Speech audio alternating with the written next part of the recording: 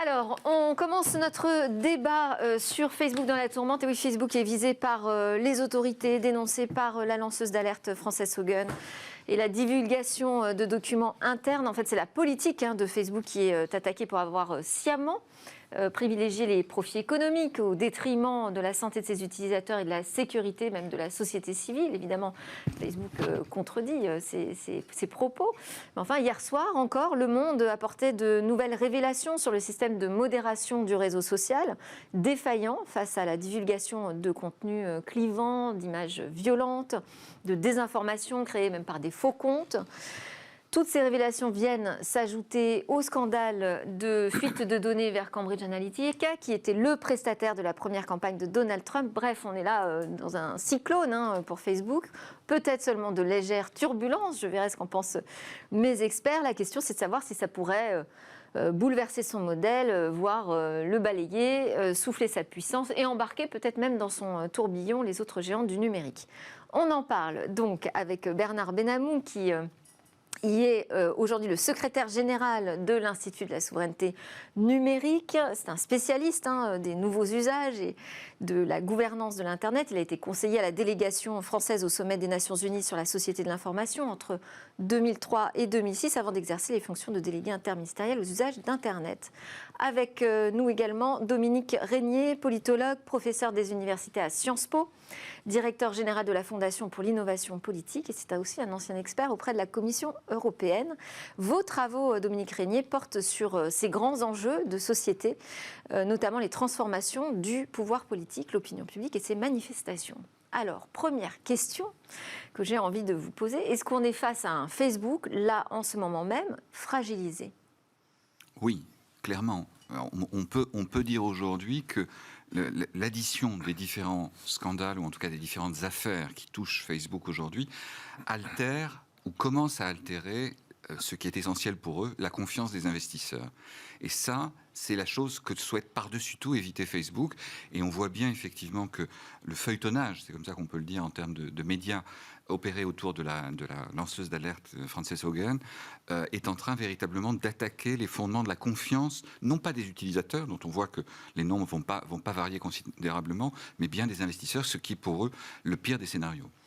Oui, vous avez raison de dire non pas des utilisateurs, parce que pour l'instant, là, on a des chiffres en même temps qui sortent, qui sont incroyables. Plus de 9 milliards de dollars de bénéfices, ça fait à peu près 8 milliards d'euros au troisième trimestre. Ça fait une progression de 17% par rapport à la même période l'année précédente. On apprend aussi que Facebook a plus de 23% du marché publicitaire numérique mondial, au coude à coude avec Google. Donc c'est une fragilité relative, Dominique Régnier. Oui, ce sont de très grandes puissances. En fait, je trouve que la crise actuelle vient accroître la visibilité d'un problème structurel, d'un problème fondamental, qui est que ces entreprises extraordinaires, formidables, dans le moment d'apparition sur un marché aussi nouveau, avec des technologies aussi nouvelles, a occupé, à mon avis, sans intention initiale, une position qui bouleverse le rapport que notre monde occidental, en général, démocratique en particulier, peut avoir avec l'organisation de l'espace public, l'organisation des échanges, des libertés, liberté d'opinion, liberté de publication, la presse, les médias. Il y a une situation que personne n'avait anticipée, qui n'a jamais été imaginée, ni par les théoriciens de la communication quand ils pensaient, je dirais, un futur, ni par les régulateurs, les législateurs. Et donc nous sommes tous encastrés dans cet univers numérique. Facebook est un des principaux acteurs.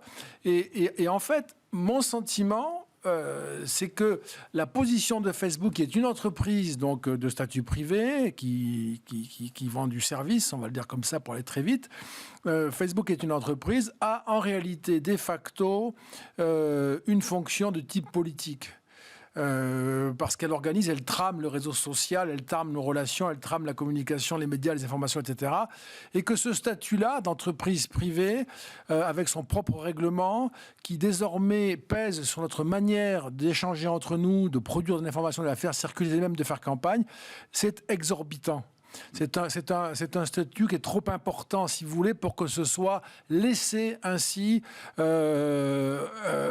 seul registre de l'entreprise. Au fond, Facebook est devenu, et sans doute malgré lui ou malgré elle pour l'entreprise, Facebook est devenu une institution politique. Et comme institution politique, il y a une reddition des comptes qui est nécessaire devant les pouvoirs en place, que ce soit les législateurs ou les corps constitués à partir des principes démocratiques. Alors vous connaissez bien tous les deux ces questions de pouvoir politique. Est-ce que on est à un moment clé justement pour ce pouvoir politique, pour reprendre la main sur la régulation ?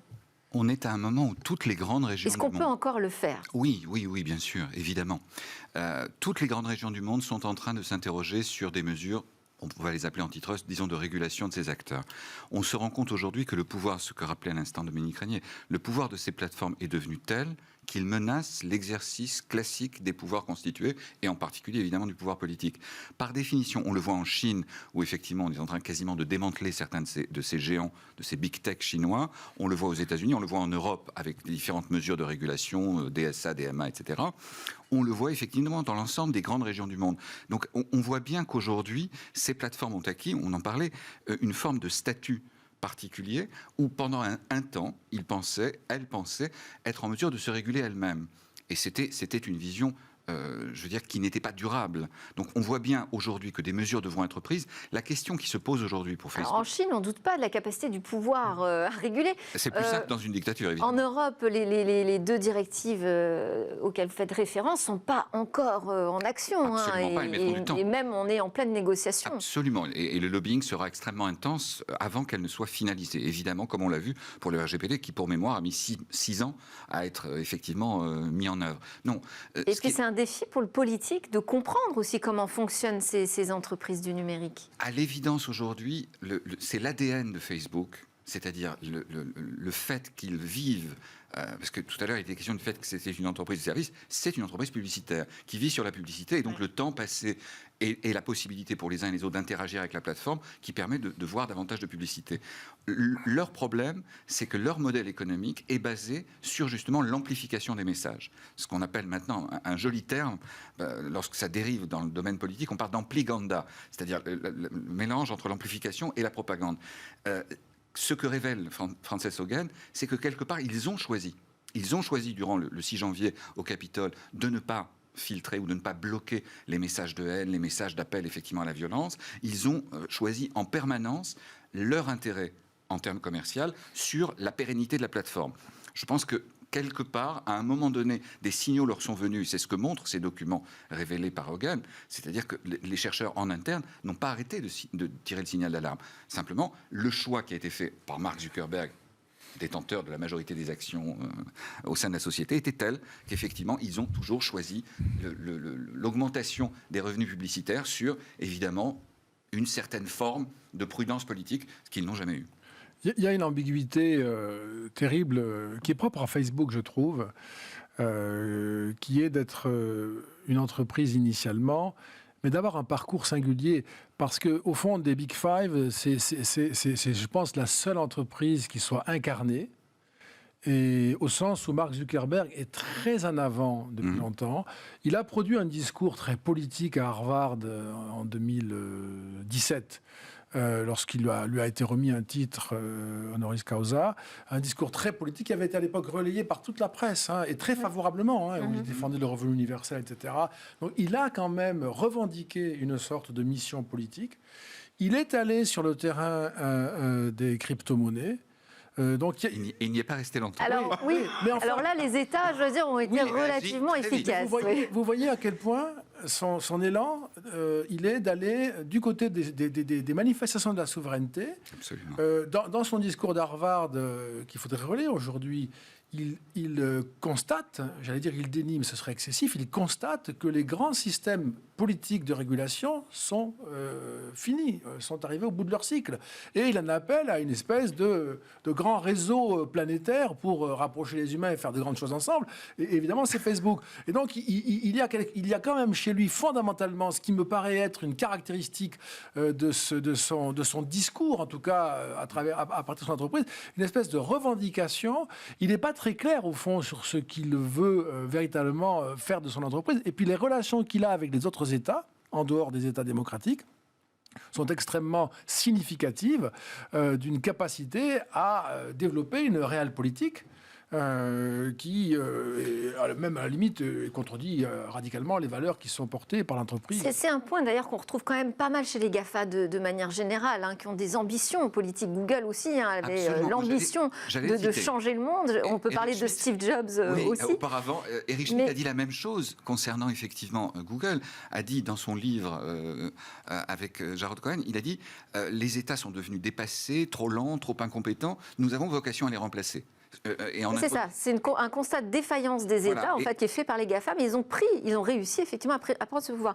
Là aussi, ce qu'on apprend aujourd'hui encore dans le monde, c'est que même Facebook serait dépassé par les algorithmes qu'il a mis en place, qu'il a démultipliés, modifiés sans arrêt. Je n'irai pas jusque-là. Ils sont pas dépassés. Simplement, ils se rendent compte qu'ils ont des effets de bord politiques. Ils se rendent compte qu'ils ont des effets de bord sociaux, en particulier sur l'image des jeunes, en particulier sur Instagram, l'image du corps, en particulier pour les jeunes filles, et dont on sait que ça peut être extraordinairement toxique. Ils ont d'ailleurs à un moment donné supprimé la visibilité des likes sur Instagram, mais ils n'ont jamais voulu le faire vraiment sur Facebook. On voit bien qu'ils sont conscients des choses. Moi, on peut pas dire. Il y a un développeur qui dit quand même s'ils n'ont pas réussi à trouver la solution dans leurs algorithmes toutes ces années, ils n'y arriveront jamais. Donc. Ils ne le veulent pas. C'est ça, ils ne le veulent pas. Ils savent qu'il y a un effet de bord. Ils ont pensé, en créant leur Cour suprême, leur conseil de surveillance, qu'ils pourraient, entre guillemets, apprivoiser les volontés de régulation des États en disant « Regardez, nous prenons en compte vos préconisations », mais ça ne fonctionne pas. Et on l'a vu avec l'affaire de Trump et de la déplatformisation de Trump. On voit bien qu'ils réagissent trop tard, à contre-temps, et d'une façon qui est à l'évidence contraire au fonctionnement des démocraties. Et est-ce que exiger une transparence des algorithmes, ça semble réaliste, et est-ce que ça semble une vraie solution politique pour la régulation? Moi, il me semble que c'est une piste évidente et tout à fait nécessaire même. Encore une fois, il y a l'aspect technique, mais il y a l'aspect politique et philosophique. Dans la mesure où nous sommes dans un système de référence qui est celui de l'ordre démocratique, pour parler de nos systèmes de référence, il est a priori irrecevable d'imaginer qu'une telle institution, avec une telle puissance, avec de telles fonctionnalités, ne soit pas transparente et ne soit pas même à la portée d'une délibération collective au sein des développeurs, par exemple, une délibération collective sur du codage, les effets du codage, une réponse à un problème de codage. Le fait est, pour ce que disait Bernard Benamou à l'instant, sur leur cours constitutionnel privé, oui, en quelque sorte, ça... Il n'a pas eu d'effet, cette Cour suprême. Non, mais en soi, c'est quand même un incroyable révélateur d'une conception aberrante de leur propre situation. C'est pire que tout, je dirais. C'est-à-dire que je ne veux pas les accabler parce que je pense qu'ils sont devant des difficultés considérables. Mais ce que je veux dire, c'est que comment peut-on imaginer qu'on en reste là ? Qu'est-ce qui s'est dit dans ces réunions ? Est-ce qu'on en connaît le détail ? Quelles sont les archives pour le futur ? Est-ce qu'il y a des archives pour le futur ? Ce sont de grandes décisions qui sont prises quand même.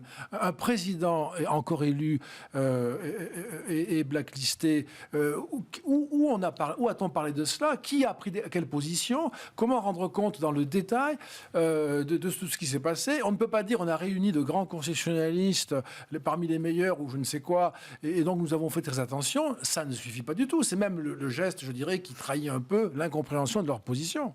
Alors, dans le cas précisément de la déplatformisation, le terme est très désagréable, mais c'est ça, de Trump, il faut remarquer une chose amusante, c'est que cette cour, qui avait été conçue quelque part comme un amortisseur par rapport à la volonté des États, a fini par dire non, c'est pas à nous, c'est directement à Mark Zuckerberg de prendre cette décision concernant Trump. Donc ils se sont dessaisis du dossier. Ce qui était très amusant, c'est que ils étaient capables de s'auto-saisir, mais ils se sont auto-dessaisis face à ce qui était à l'évidence une décision politique. Est-ce que ça ne montre pas justement qu'on a du mal du côté du politique, de la pensée politique, à se positionner sur ces questions ?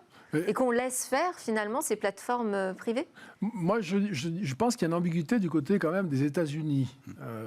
C'est pas tout à fait symétrique. Nous avons des difficultés comme État démocratique, on a des difficultés spécifiques comme État démocratique situé dans l'espace européen, l'Union européenne.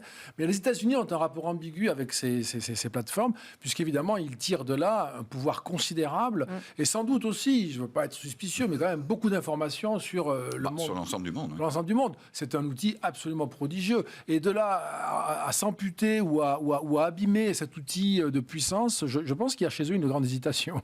Est-ce que la voie du démantèlement vous semble sérieuse et intéressante? Démanteler le groupe Facebook, c'est-à-dire le séparer de WhatsApp et d'Instagram. La question sera où place-t-on les pointillés? Si les pointillés, c'est de séparer, par exemple, effectivement, les deux filiales acquises, maintenant, avec le recul, indûment, parce que même les autorités américaines, la FTC, reconnaissent qu'ils se sont fait avoir, comme nous, Européens, nous sommes fait avoir par, effectivement, la dialectique de Facebook, qui disait, nous ne rapprocherons pas les datas, etc. etc. Donc, de fait, séparer WhatsApp et Instagram, c'est possible. Est-ce que ce serait suffisant en l'état actuel des choses? Ce n'est pas évident. Donc la vraie question, c'est, tout à l'heure il en était question... Est-ce que ça ne semble pas si compliqué? Ce sont des activités très très différentes finalement. D'un point de vue technique, contrairement à ce qui a été le cas par exemple pour Microsoft, où on voulait séparer Internet Explorer là, c'était de Windows, complexe, ouais. À un moment donné, effectivement, c'était plus complexe. Là, non, ce serait tout à fait possible. La question, c'est est-ce que les petits lionceaux qui naîtraient de la segmentation du lion seraient eux-mêmes potentiellement toxiques? La plateforme centrale, elle, pourrait constituer effectivement la base d'une reconquête. Donc je pense qu'à un moment donné, c'est la transparence, puisqu'il en a été question, ce que dit très bien Franck Pasquale sur la transparence qualifiée, c'est-à-dire le fait de pouvoir auditer le code, ce que ne veulent surtout pas ces plateformes, qui devra effectivement être mise en œuvre, et ça ne passe pas uniquement par la séparation entre les entités initiales de Facebook. Dominique Régnier, sur le démantèlement, quelle est votre opinion? Il en est sérieusement question aux États-Unis. Il en a été question d'ailleurs avant les élections de 2020. Il y a un grand rapport qui a été remis par le Parti démocrate, auquel souscrivent d'ailleurs une partie des Républicains. Donc c'est quelque chose qui est depuis un moment très sérieusement considéré. Ça fait partie quand même de la culture américaine que de se méfier de ces grands oligopoles ou de ces grands monopoles. C'est un peu une arme fatale quand même pour le politique, ça. Oui. Démantèlement. Maintenant, je vous dis, ma réserve, elle tient à la relation qu'il y a entre l'État américain et ses entreprises avec lesquelles il coopère énormément, y compris pour la régulation, voire la surveillance des frontières avec Google, etc. Donc c'est de leurs propres frontières, je veux dire. Donc c'est quelque chose qui nous échappe en partie dans la visibilité des raisons. Oui. On voit quand même que l'administration Biden, à peine constituée, a nommé de farouches partisans de l'antitrust, à savoir des gens qui ont été connus comme Lina Khan et comme Tim Wu, l'une à la FTC, l'autre auprès du président des États-Unis, pour justement orienter l'action dans ces domaines. On voit bien que, certes, il y a un avantage géostratégique à posséder ces sociétés. Les Américains ne voudront pas les détruire, évidemment pas, mais ils savent aussi que le pouvoir que ces sociétés ont pris sur le politique devient beaucoup trop grand, et la perspective d'un nouveau Cambridge Analytica et de nouvelles impossibilités pour les démocrates d'arriver au pouvoir est quelque chose auquel ils pensent en permanence. Il y avait récemment dans le Washington Post un article de Robert Kagan sur la crise constitutionnelle américaine qui redoute pour 2024, rien moins que, c'est un homme sérieux qui écrit ça, rien moins qu'un coup d'État militaire de Trump et des Trumpistes. Ça paraît curieux de le dire comme cela, mais l'article est très, très impressionnant et très documenté. Et dans cette espèce de fagot de raison, il y a la perte de contrôle des réseaux sociaux. Est-ce que Facebook pourrait embarquer dans cette tourmente ses autres amis GAFAM? Est-ce qu'on peut imaginer qu'on serait là à l'aube d'un vrai changement de modèle? Qu'il y ait une réflexion de fond maintenant aux États-Unis sur les risques politiques liés au modèle, à l'ADN de ces sociétés autour de ce qu'on appelle le micro-ciblage, donc le micro-targeting. On voit bien aujourd'hui que certaines sociétés se positionnent en contrepoint. Apple, par exemple, ne cesse de dire « Facebook est le mal, nous sommes soi-disant », je dis bien soi-disant, la protection de la vie privée. Donc par définition, on voit bien... Avec un modèle économique où les gens achètent les produits. Achètent les produits et achètent les services, donc qui ne sont pas aussi, entre guillemets, étrangers à la data, ils veulent bien le dire. Mais fondamentalement, je crois qu'il peut y avoir l'émergence de modèles économiques alternatifs au-delà d'Apple.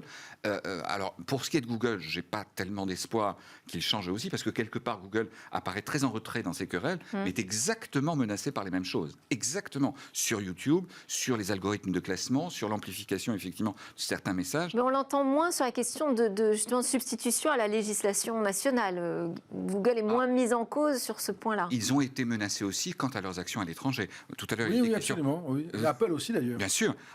Apple s'est commis dans des actes qui étaient très peu élégants, à la différence récemment de LinkedIn qui a refusé de continuer à obéir aux injonctions chinoises, par exemple, pour son réseau social.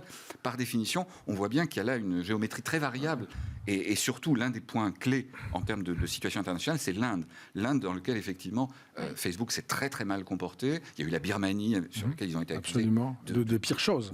Absolument. Oui. D'aider au génocide, ce qui est quand même une chose qui est particulièrement effrayante. Donc on voit bien, je veux dire que les situations sont différentes. Mais le tout publicitaire, ce qu'a rappelé Bertelsmann dans ses déclarations, le patron de Bertelsmann récemment, en disant nous avons besoin de publicité, mais pas de savoir seconde par seconde ce que font nos utilisateurs. Eh bien, ce tout publicitaire du micro-targeting, je pense aujourd'hui qu'il va être remis en cause. Est-ce que ce sera durable? De quelle manière? Ça, c'est beaucoup trop tôt. Mais on voit bien que s'attaquer aux conséquences sans s'attaquer au cœur, c'est-à-dire effectivement au modèle économique lui-même, ne fonctionnera pas. Ce sera la conclusion, oui. Déjà. Si j'ai le temps, je vais produire une étude là, dans quelques jours. On a notamment interrogé notre panel de 3000 personnes sur les utilisations de l'utilisateur des réseaux sociaux et des applications téléphoniques. Et il y a une relation directe entre l'utilisation des réseaux sociaux et des applications téléphoniques et l'orientation protestataire du comportement électoral. C'est une relation qui est très forte. On a quand même un problème structurel qu'il faut regarder avant que ça produise une catastrophe. Et on a vraiment là... On est passé tout à côté, en particulier pour le 6 janvier, Absolument. aux États-Unis. On est vraiment passé à côté d'un coup d'État. Oui. C'était un coup d'État avorté, mais c'était un coup d'État. Et là, on s'en préoccupe vraiment de manière très, très sérieuse aux États-Unis. Il va falloir qu'on s'en occupe aussi en Europe. Voilà. Clairement. Merci beaucoup. Merci à Dominique Régnier, directeur général de la Fondation pour l'innovation politique, et Bernard Benamou, secrétaire général de l'Institut de la souveraineté numérique. On part en pause et juste après, on se retrouve pour une sélection d'applications.